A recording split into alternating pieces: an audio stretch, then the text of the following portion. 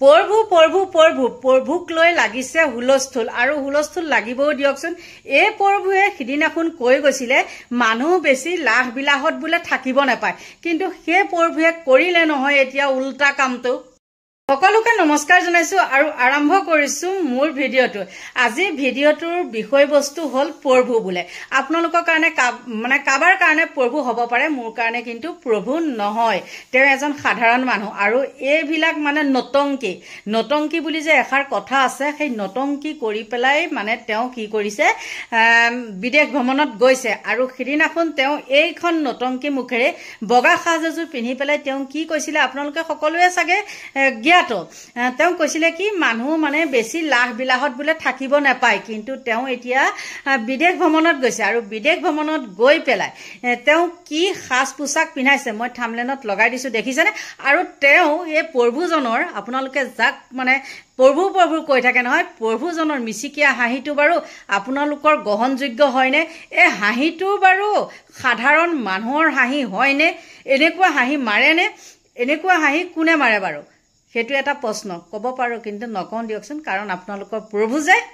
এই প্ৰেমানন্দ প্ৰভুজনৰে অলপ দিনৰ পৰা ছচিয়েল মিডিয়াত বহুত মানে চৰ্চা হৈ আছে। চৰ্চা হোৱাৰ কাৰণটো কি, তেওঁ এজন প্ৰভু, সাধাৰণ মানুহ, আৰু সাধাৰণ মানুহজনে ইমান দামী গাড়ী তেওঁ কেনেকৈ ল'লে?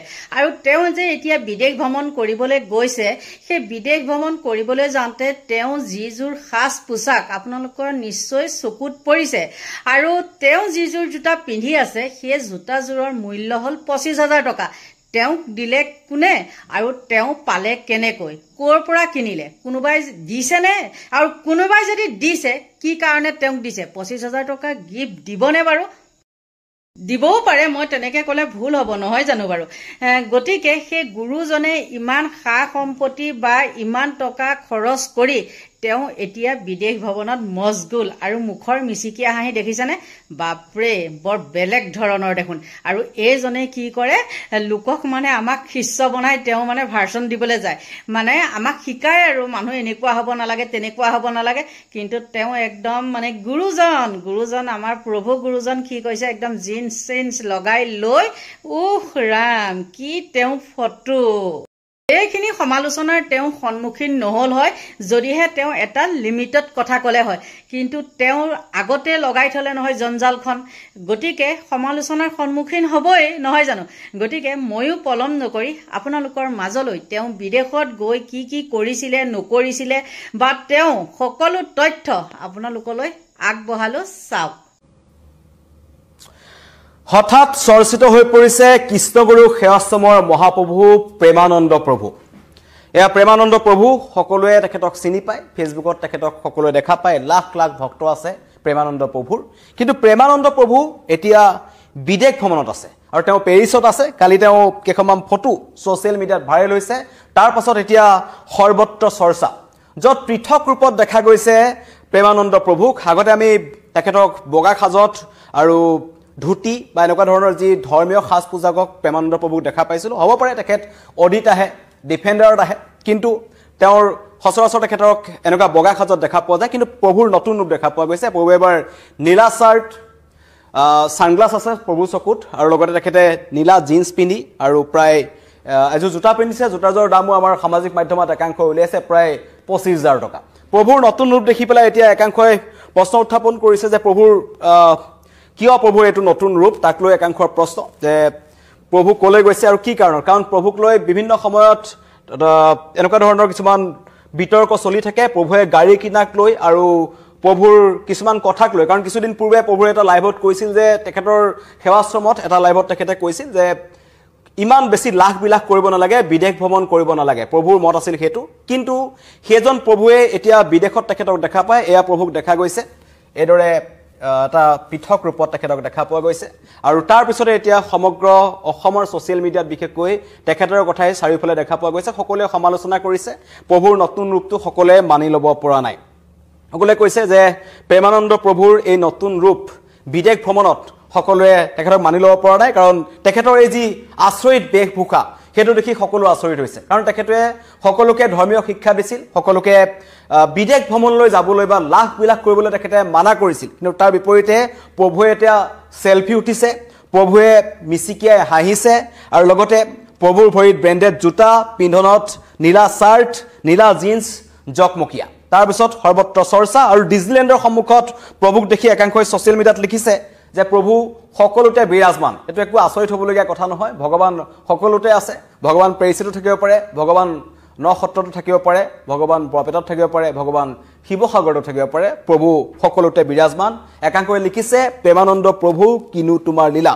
এক কথাত ক'বলৈ গ'লে এতিয়া ছ'চিয়েল মিডিয়া খুলিবই নোৱাৰি, সকলোৱে প্ৰভুক সমালোচনা কৰিছে। কৃষ্ণগুৰুৱে ধৰ্মীয় সাজ পোছাক এৰি বিদেশত ঘূৰি ফুৰা দেখা পাই অসমৰ পৰা ডিফেণ্ডাৰসকলে প্ৰভুক সমালোচনা কৰিছে আৰু প্ৰভুৰ ভুৱন বোলোৱা হাঁহি দেখি এজনে লিখিছে যে কিনো চাউনিৰে চালা প্ৰভু, এনেকুৱা ধৰণৰ মন্তব্য ছ'চিয়েল মিডিয়াত একাংশই কৰি আছে।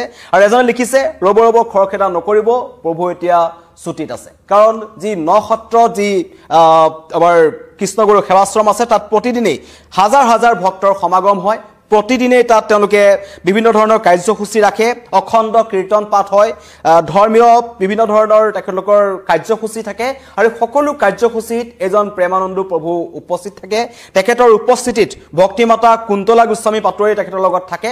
কিন্তু ইয়াত তেওঁকো দেখা পোৱা গৈছে। সপৰিয়ালে প্ৰভু বিদেশ ভ্ৰমণলৈ গৈছে আৰু প্ৰভুক বিদেশ ভ্ৰমণলৈ যোৱা দেখি এতিয়া সকলোৱে লিখিছে যে ধৰ্মগুৰুৰ পৰা বিভিন্ন সময়ত বিভিন্ন ৰূপ ধাৰণ কৰাটো কোনো আশ্চৰ্যকৰ বিষয় নহয়, এজনে ছ'চিয়েল মিডিয়াত লিখিছে। আৰু এই ৰূপান্তৰ ধৰ্মৰ গভীৰতা আৰু জীৱনৰ নানা পৰিস্থিতিৰ সৈতে খাপ লোৱাৰ বাবে অপৰিমেয় ক্ষমতাৰ প্ৰতিফলন হৈছে এয়া প্ৰভু প্ৰেমানন্দ প্ৰভু। প্ৰেমানন্দ প্ৰভুক এনেকুৱা ধৰণৰ মন্তব্য আহিছে। আৰু কিছুমানে লিখিছে যে প্ৰভুক ইয়ালৈ পঠোৱাৰ ক্ষেত্ৰত আমাৰে একাংশৰ অৰিহণা আছে, প্ৰভু আমাৰ কাৰণেই বিদেশ ভ্ৰমণলৈ যাব পাৰিছে, এনেকুৱা ধৰণৰ মন্তব্য লিখিছে। আৰু কিছুদিন পূৰ্বে কৃষ্ণগুৰু যিখন নসত্ৰৰ সেৱাশ্ৰম আছে য'ত প্ৰভু থাকে, তাত মই ইতিমধ্যে কৈছোঁ প্ৰতিদিনে হাজাৰ হাজাৰ ভক্তৰ আগমন হয় আৰু লগতে তেওঁলোকৰ যি ধৰ্মীয় কাৰ্যসূচী থাকে, অসমৰ বিভিন্ন প্ৰান্তৰ পৰা কৃষ্ণগুৰুক মনা বা কৃষ্ণগুৰুৰ ধৰ্মত থকা, কৃষ্ণগুৰুক সন্মান কৰা লাখ লাখ ভক্ত আহে। আৰু তেওঁৰ যি কথোপকথন হয় ভক্তসকলৰ লগত, তাত তেওঁ এটা মন্তব্য কৰিছিল। গুৰুৱে কৈছিল প্ৰভু ঈশ্বৰে যিটো কয় আখৰে আখৰে পালন নকৰিলে বিপদ হ'ব, এয়া প্ৰভুৰ কথা নুশুনিলে কিন্তু আপোনালোকৰ বিপদ অনিবাৰ্য। প্ৰভুৱে এনেকুৱা ধৰণৰ মন্তব্য কৰিছিল। আৰু কিছুদিন পূৰ্বে এখন গাড়ীক লৈ বিতৰ্ক হৈছিল, কাৰণ ইয়াৰ পূৰ্বে অসমত আমি কোনোদিন তেনেকুৱা ধৰণৰ কোনো যিসকল গুৰু আছে তেওঁলোকক ইমান এটা লাখবিলাকত দেখা নাছিলে আমাৰ যিসকল সাধাৰণ জনতা আছে অসমৰ জনতাই। কিন্তু তাৰ পাছত এই প্ৰেমানন্দ প্ৰভুৰ ক্ষেত্ৰত প্ৰথম দেখা পোৱা গ'ল যিজনে অতি বিলাসী গাড়ীত তেওঁ আহে। আৰু তেখেতক যিহেতু শিৱসাগৰত আমি শেহতীয়াকৈ দেখা পাইছিলোঁ, শিৱসাগৰত যি তেওঁলোকৰ সেৱাশ্ৰম আছে, কৃষ্ণগুৰু সেৱাশ্ৰমৰ এটা শাখা আছে, নসত্ৰৰ শাখা আছে, শিৱসাগৰৰ যি বাইপাছ আছে তাত তেওঁক দেখা পোৱা গৈছিল বগা মোজা আৰু ছাতি লৈ। মাটিত তেখেতক খোজ পাইবলৈ দিয়া নাছিল, তেখেতক কাপোৰৰ ওপৰেৰে খোজ কঢ়াই লৈ গৈছিল ভক্তসকলে। অগাধ ভক্তি আছে তেখেতৰ প্ৰতি, লাখ লাখ ভক্তৰ, অসমৰ অগণন ভক্তৰ লাখবিলাক তেখেতৰ প্ৰতি সন্মান আছে। আৰু কেৱল অসমৰে নহয়, বাহিৰৰ একাংশ লোকেও কৃষ্ণগুৰুক যথেষ্ট সন্মান কৰে, কৃষ্ণগুৰু ধৰ্মত পালন কৰে। কিন্তু বিদেশ ভ্ৰমণত প্ৰভুৰ বেশভূষা দেখি সকলো আচৰিত হৈ পৰিছে। সকলোৱে এইটো কথা ক'ব বিচাৰিছে যে প্ৰভুৱে বাহিৰলৈ যিহেতু গৈছে, বাহিৰলৈ যোৱাৰ পিছত তেখেত হঠাৎ কিয় এনেদৰে সলনি হৈ পৰিছে, প্ৰভুৰ বেশভূষা কিয় হঠাৎ সলনি হৈ পৰিছে, এনেকুৱা ধৰণৰ মন্তব্য আহিছে। আৰু এতিয়া সকলোৱে সমালোচনা কৰিছে। আৰু এয়া কিছুদিন পূৰ্বে প্ৰভুৰ আৰু এটা ভিডিঅ' ভাইৰেল হৈছিল য'ত প্ৰভুক নাচি থকা অৱস্থাত দেখা পোৱা গৈছিল একাংশ শিষ্যৰ সৈতে। সেইটোক লৈ পেলাই একাংশই লিখিছিল যে প্ৰভুৱে কেনেকৈ নাচিব পাৰে, কাৰণ কৃষ্ণগুৰু সেৱাশ্ৰমতে ডাঙৰ এখন সভা হৈছিল, এটা অনুষ্ঠানৰ আয়োজন কৰা হৈছিল য'ত প্ৰভুক নাচি থকা দেখা পোৱা গ'ল। তেতিয়া সকলোৱে লিখিছিল যে এয়া প্ৰভুৰ কি লীলা, এইটো প্ৰভুৰ কেনেকুৱা ধৰণৰ এটা ৰূপ, যিজন প্ৰভুৱে প্ৰতিদিনে আমাক জ্ঞান দিয়ে, সেইজন প্ৰভুৱে হঠাৎ নাছিলে কিয়, এনেকুৱা ধৰণৰ কিছুমান প্ৰশ্ন উত্থাপন হৈছিল। কিন্তু তাৰপিছত প্ৰভুৱে কৈছিল যে নহয়, এইটো মোৰ যিসকল শিষ্য আছে তেওঁলোকৰ সৈতে মই মনোৰঞ্জনৰ কাৰণে কৰিছোঁ, প্ৰভুৱে স্পষ্টীকৰণ দিছিল। প্ৰভুৱে নাই দিয়া, প্ৰভুৰ হৈ পেলাই তেখেতৰ যি আই মাতৃ আছে তেখেতৰ কাষত অনবৰতে দেখা যায়, তেখেতে এই মন্তব্য কৰিছিল। কিন্তু শেহতীয়াকৈ প্ৰভুৰ যি এইখন ফটো, আচলতে এইখন ফটোক লৈ পেলাই প্ৰশ্ন উত্থাপন হৈছে। প্ৰভুৰ এইটো ৰূপ হঠাৎ কোনোৱে মানি ল'ব পৰা নাই, সেইকাৰণে ছ'চিয়েল মিডিয়াত এতিয়া কালিৰ পৰা সমালোচনা দেখা পোৱা গৈছে।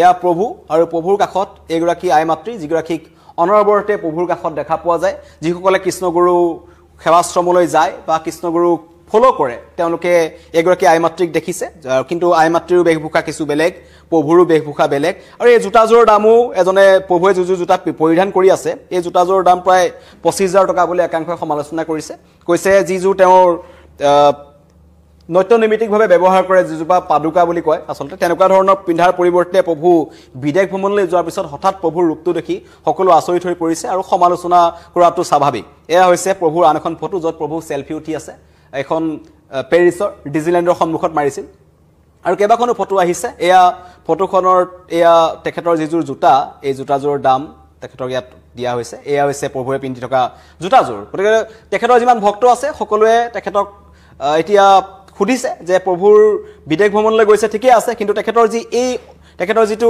অৰিজিনেল যিটো বেশভূষা এনেকৈ ধৰণে তেখেতক দেখা পোৱা যায় আচলতে কৃষ্ণগুৰু সেৱাশ্ৰমত এয়া তেখেতৰ সম্পূৰ্ণ বগা ধুতি বগা মোজা আৰু লগতে তেখেতক গামোচা লৈ থকা অৱস্থাত দেখা পোৱা গৈছে কিন্তু প্ৰভুৰ হঠাৎ ৰূপ সলনি কৰাত কৰবাত শংকিত হৈ পৰিছে সকলোৱে কৈছে যে বিদেশ ভ্ৰমণত আছে প্ৰভু এতিয়া প্ৰভু আহিলেহে সকলো কথা গম পোৱা যাব যে প্ৰভু কিহৰ কাৰণে গৈছিল আৰু প্ৰভুৱে কি কাৰণত নিজৰ বেশভূষা সলনি কৰিলে আৰু প্ৰভুৱে যেটো কথা ভক্তসকলক কৈছিল বৰ বিশেষ লাখ-বিলাখ কৰাৰ প্ৰয়োজন নাই লাখ-বিলাখ মানুহে কৰিব নালাগে বিদেশ ভ্ৰমণ কৰাৰ প্ৰয়োজন নাই কেৱল ধৰ্মীয় চিন্তা কৰক ভগৱানৰ কৃষ্ণগুৰুক আপোনালোকে মানক কৃষ্ণগুৰুৰ নাম লওক জপ কৰক আপোনালোকৰ সকলো ভালে থাকিব আৰু এক কৃষ্ণগুৰু আচলতে কৃষ্ণগুৰু যিসকল লোকে পালন কৰিছে আমি দেখো তেওঁলোকে এক ধৰ্মত বিশ্বাসী তেওঁলোকে কৃষ্ণগুৰুকে মানে আৰু শেহতীয়াকৈ আমাৰ গুৱাহাটীত কৃষ্ণগুৰু যিখন ডাঙৰ সভা অনুষ্ঠিত হৈছিল তেওঁলোকৰ য'ত উপৰাষ্ট্ৰপতিও আহিছিল মুখ্যমন্ত্ৰী তালৈ গৈছিল ৰাজ্যপাল তালৈ গৈছিল যথেষ্ট ডাঙৰ ব্যক্তিসকল কৃষ্ণগুৰুৰ সেৱাশ্ৰমলৈ যায় নক্ষত্ৰৰ সেৱাশ্ৰমক লৈ সকলোৰে ভাল মনোভাৱ আছে সকলোৱে তাত মূৰ দুৱাবলৈ যায় বহুতে তাত গৈ প্ৰমাণ পাইছে লাখ ভক্ত তাত সমাগম হৈছে আৰু তেওঁলোকৰ এটা কথা যে কৃষ্ণগুৰুৱে সমগ্ৰ সমাজখনক একত্ৰিত কৰিবৰ কাৰণে তেওঁলোকৰ মূল মন্ত্ৰটো হৈছে হেতু যে কোনো পৃথক নহয় সকলো এক কৃষ্ণগুৰু ধৰ্মটোৱে হৈছে হেতু কিন্তু এজন আমাৰ প্ৰেমানন্দ প্ৰভুৰ নতুন ৰূপটো হঠাৎ কোনে মানি ল'ব পৰা নাই কাৰণ প্ৰভু বিদেশ গ'ল বুলিয়ে প্ৰভুৱে সাজপোছাক সলনি কৰিবনে এনেকুৱা ধৰণৰ মন্তব্য আহিছে সমালোচনা কৰিছে সমালোচনা কৰাসকল কৃষ্ণগুৰুক ভাল নাপাব পাৰে বা কৃষ্ণগুৰু ধৰ্মৰ লোক নহব পাৰে কিন্তু সোশ্যাল মিডিয়া বৰ্তমান সময়ত এনেকুৱা এটা মাধ্যম য'ত কিবা এটা প্ৰশ্ন যদি উত্থাপন হয় তেন্তে সেই প্ৰশ্নটোৰ উত্তৰ দিবই লাগিব কাৰণ তেওঁ যেতিয়া গাড়ী কিনিছিল অডি কিনিছিল প্ৰশ্ন উত্থাপন হৈছিল ক'ৰ পৰা কিনিছে তেওঁ ডিফেন্ডাৰখন ক'ৰ পৰা কিনিলে অডিটো কেনেকৈ কিনিলে বা কাৰ পইচাৰে কিনিছে এই মাধ্যম কি এনেকুৱা ধৰণৰ বিভিন্ন প্ৰশ্ন উত্থাপন হৈছিল তাৰ পিছত কৃষ্ণগুৰু সেৱাশ্ৰমৰ ফালৰ পৰা স্পষ্টীকৰণ দিয়া হৈছিল বা তেওঁৰ ভক্তসকলে স্পষ্টীকৰণ দিছিল কিন্তু বৰ্তমানলৈকে এই বিদেশ ভ্ৰমণক লৈ হঠাৎ কিন্তু কোনো ধৰণৰ স্পষ্টীকৰণ অহা নাই হয়তো প্ৰভু আহিলে প্ৰভুৱে নিজে ইয়াৰ স্পষ্টীকৰণ দিব তেওঁ জনাব যে কিহৰ কাৰণে তেওঁ বিদেশ ভ্ৰমণলৈ গৈছিল হয়তো বিদেশ ভ্ৰমণলৈ যোৱাৰ সময়ত কৃষ্ণগুৰুৰ ধাৰণাৰ মতে বা কৃষ্ণগুৰুৰ মতে হয়তো এনেকুৱা ধৰণৰ বেশভূষা থাকিব পাৰে বা পিন্ধিব পাৰে সেইটো এটা অন্যতম কাৰণ হ'ব পাৰে কিন্তু প্ৰভু ঘূৰি আহক অসমলৈ অনতি পলমে আৰু খুব সোনকালে সকলোৱে বিচাৰি আছে যে প্ৰভুৰ পৰা উত্তৰ বিচাৰিছে যে প্ৰভু আপোনাৰ যিটো নতুন ৰূপ সানগ্লাস দেখা পোৱা গৈছে তেখেতে সেলফি উঠিছে মই ইতিমধ্যে কৈছো তেখেতৰ পিন্ধনত ভৰিত ব্ৰেন্ডেড জোতা যিজনক আগতে আমি কেৱল বগা মোজা পিন্ধা অৱস্থাত দেখা পাইছিলো এবাৰ পিন্ধৰ নীলা শাৰ্ট নীলা জিন্স পিন্ধিছে জকমকীয়া তেখেতৰ এটা ৰূপ চকুত সানগ্লাস আছে আৰু মিচিকিয়া হাঁহি আছে আৰু এজনে কিন্তু লিখিছে সঁচা কথাটো যে প্ৰভু সকলোতে বিৰাজমান সেইটো পেৰিছতো হ'ব পাৰে বৰপেটাতো হ'ব পাৰে শিৱসাগৰতো হ'ব পাৰে সকলোতে হ'ব পাৰে প্ৰভুৱে জানিব প্ৰভু আহি ইয়াৰ উত্তৰ দিব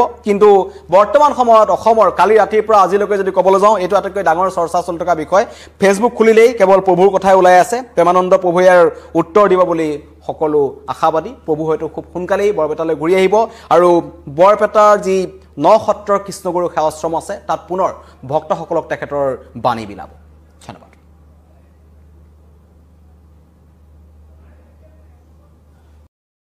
নিশ্চয় আপোনালোকে প্ৰেমানন্দ গুৰুৰ সা সম্পত্তিৰ তালিকাখন পালে পুৱাৰ পিছত বাৰু আমাৰ শিষ্যসকলে এতিয়া কি মতামত দিয়ে সেইটো হ'ব লক্ষণীয় গতিকে আমাৰ কাৰণে কিন্তু তেওঁ গুৰু নহয় দেই এইবিলাক হ'ল ভাণ্ডকী আৰু কি বুলি কয় অতি ভক্তি সুৰলক্ষণ এইবিলাককে কয় অতি ভক্তি সুৰলক্ষণ বুলি কয় যে এইবিলাককে কয় মাজতে একেবাৰে তেওঁ চুৰিয়া চোলা পিন্ধি লৈ ৰাম তেওঁ সমান যেন আৰু বেলেগ প্ৰভু নায়ে গতিকে আপোনালোকৰ পৰা লৈছো বিদায় এইখিনিতে এটা কথা কওঁ, আপোনালোকে মোৰ ভিডিঅ' চাই কেনে পায় ক'বলৈ নাপাহৰিব দেই।